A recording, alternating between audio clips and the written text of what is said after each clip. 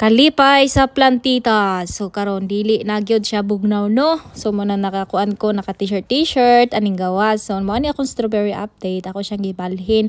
So gihang nako siya then mo din ni ako ang patatas then ako'y lettuce nga red lettuce o rosemary.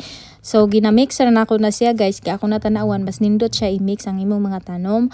Unya na akong radish akong gitistingan og koy ayun na siya gamay pero ako na ako'y dako. So mo na akong gilili ni ang ako ang strawberry hala namulak na siya guys. So sunod ko an buwan na natay harvest. So excited na kay ko guys nga maka-harvest. So mo din ako ang garden bati pag yun kay sa tan-awon kay man sila nanurok unya DIY rabi ako diri guys kay di na po ko gusto mo palit og kuano mga mahalon nga kuan unsa na itawagan ng garden beds.